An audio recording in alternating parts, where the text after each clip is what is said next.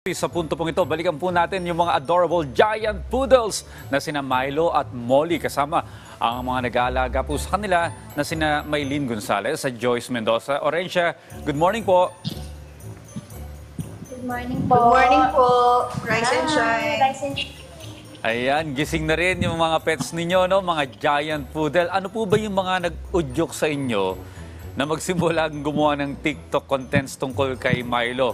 At ano yung pinakamasayang parte sa pagiging TikTok star ni Milo?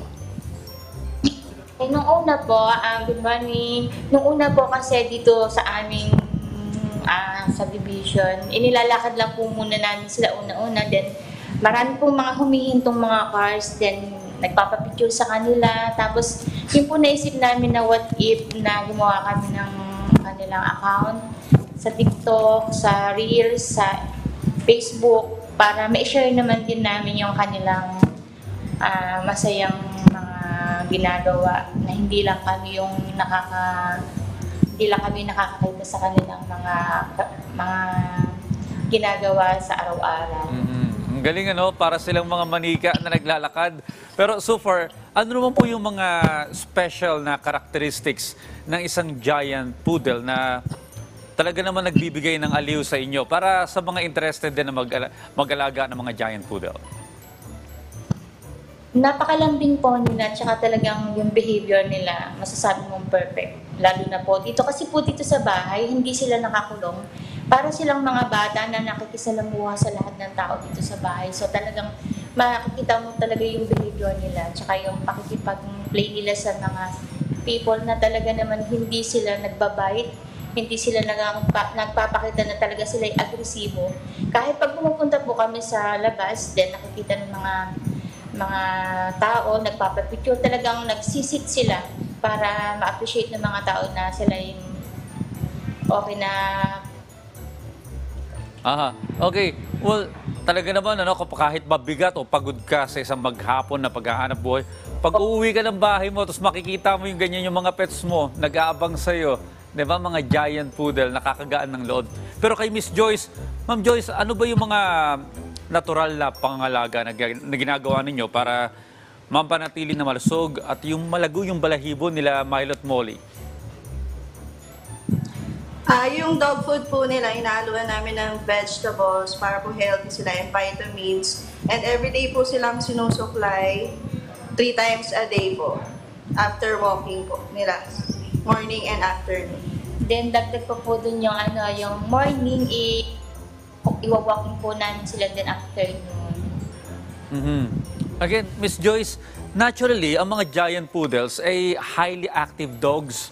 Ano naman po yung mga favorite bonding moments ninyo with Milo and Molly? Favorite bondings namin kapag nag-walking kami morning and afternoon. Actually, everyday kasi nag-walk lang sila dito sa bahay, paikot-ikot. Tapos magugulat ka na, dadambahan ka na lang nila. Kaya yakapin ka nila. Yun yung mga favorite moments na.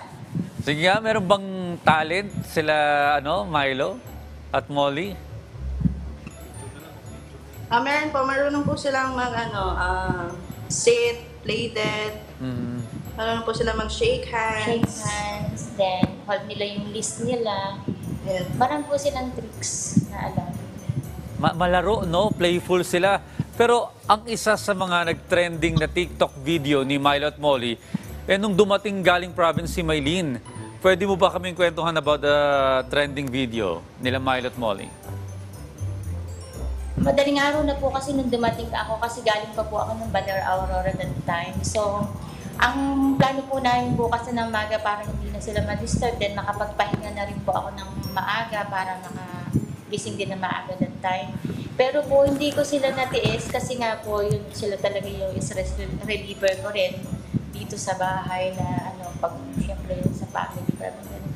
Yun po, pagdating po ni Ate Maylene sa room, dinambahan po siya agad. Yun po yung di nakuha sa video. Opo. Late ko na po nakuha yung dinidilaan na po siya, dinambahan na po. Kasi silang dalawa po talaga nakadagan sa akin na sige lik ng lik sa akin, gano'n. So yung talagang time na nakita nila na na-miss talaga nila kayo, no? So ano naman po yung message ninyo or tips para sa iba pang mga nag-aalaga at gustong mag-alaga ng giant poodle o ganitong uri ng dog breed, ano yung mga importanteng bagay na dapat nilang tandaan? Sa mga gusto pong mag-alaga ng giant poodle, like Milo and Molly, kailangan ready po kayo kasi sobrang high maintenance po nila. And then, sa food po, hindi naman po sila sensitive. Then, kailangan po talaga lagi silang sinusuklayan para po maganda yung fur nila. And sobrang lambik, sarap po mag-alaga 100% breed po nila. talaga dapat yung dedication niyo sa mga pets. Ituring niyo po silang kapamilya para yun din po yung feedback nila sa inyo. Pag mahal niyo po, pinaramdam niyo po sa kanila na 100% yung pagmamahal mo, 100% din po yung ibibigay nilang pagmamahal sa inyo. Yun po yung the best. Oo nga, balita ko nga, seloso pa yung mga yan, ano? Pero pinapanood namin yung video nila habang kasama nyo sa mall. Ang laki! Ayan, feeling baby. Feeling baby, pero medyo malaki na sila, Milo, no?